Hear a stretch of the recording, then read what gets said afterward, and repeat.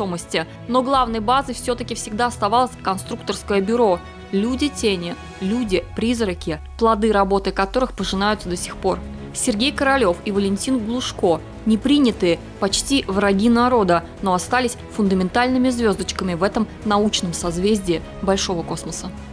Известный ракетный двигатель РД-1 был разработан под руководством Глушко здесь, на территории 16-22 завода. Он вместе с Королевым и другими выдающимися людьми, учеными, конструкторами, работает в так называемом шарашке, так как ОКБ, НКВД.